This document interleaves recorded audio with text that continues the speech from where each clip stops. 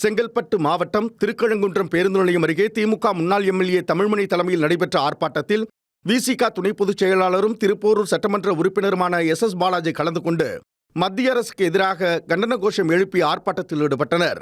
ஏன் எலெக்ஷன் தேதி நான் அறிவிக்கல? வழக்கமாவே இதுக்கு முன்னாடி என்ன பண்ணுவாங்கன்னா, எலெக்ஷன் கமிஷன் ஒரு தன்னிச்சையான அமைப்பு 45 நாட்களுக்கு முன்னாடி அறிவிக்கக்கூடிய நிலை இருக்கும். அவன் பாட்டு டேட்டா பிக்ஸ் பண்ணுவான், அறிவிச்சுட்டு போவான். மோடி எப்போ பிரதமர் ஆனாரோ, மோடி எந்த பக்கத்துல இருக்காரோ அந்த பக்கத்துல அடுத்த எலெக்ஷன் நம்ம புரிஞ்சுக்கலாம்.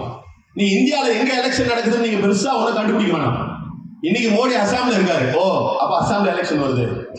நேத்து வெஸ்ட் பெங்கால்ல இருந்தார், அப்ப வெஸ்ட் பெங்கால்ல எலெக்ஷன் வருது. அப்ப எலெக்ஷன் கமிஷன் என்ன பண்ணானா, மோடியினுடைய ஷெட்யூல் எப்படி இருக்குன்னா, எலெக்ஷன் அறிவிக்கிறதுக்கு ஒரு வாரம் முன்னாடி மாநிலத்துக்கு சைஸுக்கு ஏற்ற மாதிரி, தமிழ்நாடு வெஸ்ட் பெங்கால் மாதிரி மாநிலம் இருந்தா ஒரு 3 ரவுண்ட் அடிப்பாரு, அசாம் மாதிரி மாநிலம் இருந்தா 1 ரவுண்ட் 2 ரவுண்ட் அடிப்பாரு. இவர் ரவுண்ட் எல்லாம் அடிச்சு முடிச்சு எல்லாம் ஓகே, இங்க இருக்கிற கூட்டணி கட்சியெல்லாம் கரெக்ட் பண்ணிட்டோம், கொடுக்க வேண்டியதெல்லாம் கொடுத்துட்டோம், பேச வேண்டியதெல்லாம் பேசிட்டோம், மிரட்ட வேண்டியதெல்லாம் மிரட்டிட்டோம், சேர்க்க வேண்டியதெல்லாம் சேர்த்துட்டோம். இப்போ அனௌன்ஸ் பண்ண எலெக்ஷன் டேட் அப்படின்னு. இப்போ அந்த மாதிரி தமிழ்நாட்டில் ஒரு முயற்சி பண்ணிட்டு இருக்காங்க. தமிழ்நாட்டில் தாமரையும் மலராது, விசிலும் அடிக்காது, இலையும் துளுக்காது. இதுதான் தமிழ்நாட்டினுடைய இன்றைய நிலை. அந்த நிலையில இன்றைக்கு இதை சேர்க்கலாம் அப்படின்னு ஒருத்தரை டெல்லிக்கு கூப்பிட்டு மிரட்டுறாங்க. முன்னெல்லாம் கூட்டணி பேச்சுவார்த்தை எப்படி நடக்கணும்? தமிழ்நாட்டில் கலைஞர் இருந்தாலும் சரி, அதிமுகவுடைய தலைவர் அம்மையார் ஜெயலலிதா இருந்த பொழுதும் சரி, காங்கிரஸ்காரங்களா பிஜேபி காரங்களா இங்க தலைவர்களை பார்ப்பாங்க, கலைஞரை பார்ப்பாங்க, அம்மையார் ஜெயலலிதாவை பார்ப்பாங்க, பார்த்து அக்ரிமெண்ட் போடுவாங்க. இப்போ எப்படி தெரியுமா பிஜேபியினுடைய ஸ்டைலு? தமிழ்நாட்டில் திமுகவுடைய ஸ்டைல் இன்னும் அப்படிதான். காங்கிரஸ் எங்க அக்ரிமெண்ட் போட்டாங்க? சீட்டுக்கு அறிவாளர்கள் போட்டாங்க.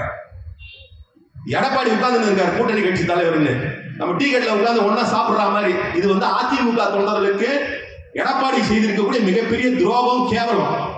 அம்மையார் ஜெயலலிதாவுடைய ஆன்மாவோ அல்லது எம்ஜிஆருடைய ஆன்மாவோ இருக்குதுன்னு சொன்னா நிச்சயமா அவர் மன்னிக்கவே மன்னிக்காது.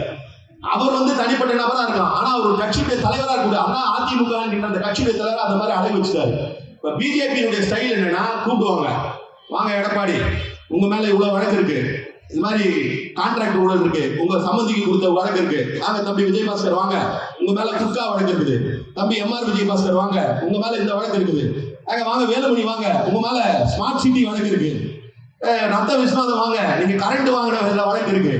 என்ன இந்த வழக்குக்கெல்லாம் எல்லாம் உள்ள போறீங்களா இல்ல கூட்டணிக்கு வரீங்களா? ஐயா கூட்டணிக்கு ஓகே.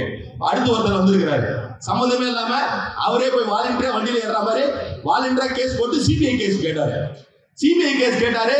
அவர் என்ன சிபிஐனா, அவர் சினிமாவில் இருக்கிற சிபிஐ நினைச்சிட்டு ஏதோ ஒரு மம்முட்டி வருவாரு, ஒரு மோடல் வருவாரு, வந்தாங்கன்னா அந்த ஒரு ஆபீசர் வச்சு கரெக்ட் பண்ணிட்டு போயிடலாம் அப்படின்னு நினைச்சாரு. சிபிஐல என்ன பண்ணிட்டா, இவரோட உண்மையான வண்டவாளத்தெல்லாம் எடுத்துட்டான். நம்ம போலீஸ் அவங்க கட்சி தலைவர்கள் கிட்ட, தலைவர்னா பேருக்கு தலைவர்னு சொன்னவங்கலாம் தலைவராயிட முடியாது. அவங்க அந்த தகுதியை வளர்க்கணும். அந்த தகுதியே அவருக்கும் கிடையாது, அவர் கூட இருக்கணும் கிடையாது என்பது வேறு. அவங்க கட்சி பொறுப்பாளர்கிட்ட நம்ம போலீஸ் சொன்னதெல்லாம் இருக்கு, பதிவா இருக்கு. சீக்கிரம் வாங்க, இந்த டைமுக்கு வாங்க, ஜனங்களுக்கு பெரிய நெருக்கடி ஆகும், கேஷுவாலிட்டிஸ் ஆகும்லாம் இருக்கு.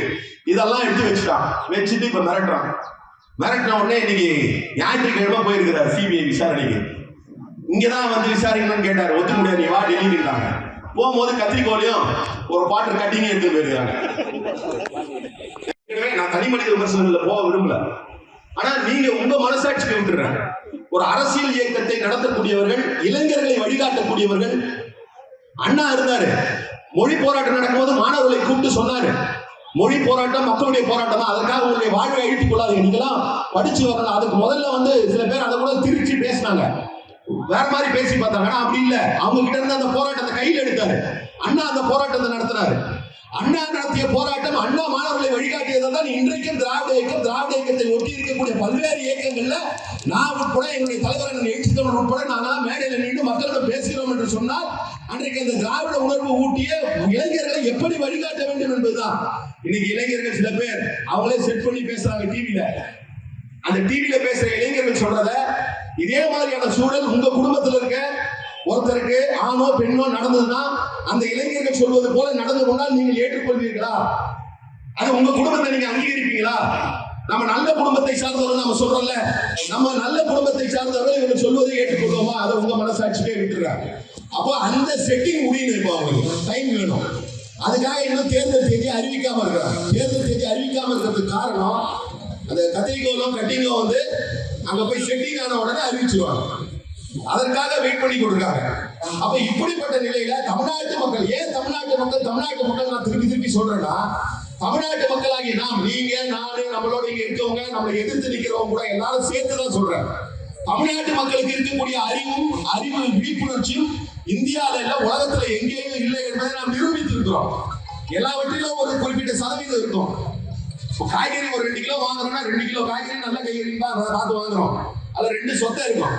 நான் சொல்றேன், இந்த லிஸ்ட்ல சொத்தை இருக்கும். அந்த சொத்தையை வச்சு அமைப்பு நடத்துறவங்க இருப்பான், அது வேற. ஆனா ஒட்டுமொத்தமாக தமிழ்நாட்டு மக்கள் இந்தியாவுக்கு வழிகாட்டி இருக்கிறோம். அது மொழி பிரச்சனையா இருக்கலாம், இருமொழி கொள்கை என்கிற விஷயமா இருக்கலாம், நீட்டா இருக்கலாம்.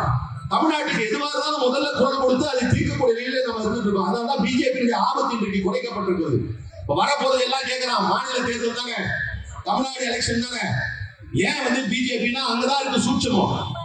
மாநில அரசியலா இருந்து அதிமுக திமுக உண்மையான போட்டியா இருந்தா பரவாயில்ல, பிராக்சின்னு சொல்லுவோம்.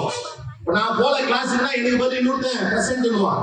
அந்த மாதிரி இன்னைக்கு பிஜேபிக்கு பிராக்சியா இருக்காங்க. 2 விதமான பிராக்சி இருக்கான். ஒரு சில பிராக்சி அவன் கூடவே இருக்கிறான், ஒரு சில பிராக்சி அவனுக்கு எதிராக இருக்கிற மாதிரி காட்டுறான். ஏன் எதிராக இருக்க மாதிரி காட்டுறான்னா, தமிழ்நாட்டு மக்கள் பிஜேபிக்கு எதிராக இருக்கிறார்கள். பிஜேபிக்கு எதிராக 100 பேர் இருக்காங்கன்னா, இந்த 100 பேரும் போய் திமுக கூட்டணியை ஆதரிக்க கூடாது. இந்த 100 பேரை ஒரு 10-20 பேரை கொடுங்குவோம். இந்த 10-20 பேரை குறைச்சா அந்த ஆதரவு குறையுங்க. இந்த 10-20 பேரை எப்படி கூப்பிடுறது? நான் தான் தமிழர்களுக்காக இருக்கிற தலைவர், நான் தான் தமிழக தலைவர், நான் தான் தமிழ்நாட்டுக்காக போராடுறவன், தமிழ் தேசியம் பேசுறேன் அப்படி, நான் வந்து பிஜேபி எதிர்க்கிறேன், நான் வந்து RSS எதிர்க்கிறேன் அப்படின்னு சொல்லிக்கிட்டே என்ன பண்ணுவாரு? பிராமண கடப்பாரை எடுத்து யாரை இடிப்பாரு? பெரியாரை இடிப்பார். பெரியாரை இடிக்கிறவன் எப்படி தமிழ்நாட்டிற்கு ஆதரவானவராக இருக்க முடியும், தமிழர்களுக்கு ஆதரவானவராக இருக்க முடியும்? இருக்கவே முடியாது. இதையெல்லாம் புரிந்து கொள்ள வேண்டும். இந்த நிலை மாற வேண்டும் என்பதற்காக தான் இந்த ஆர்ப்பாட்டம். அண்ணன் தளபதி அவர்கள் மீண்டும் வெல்லட்டும் என்று சொல்லி நிறைவு கூறுகிறேன். நன்றி, வணக்கம்.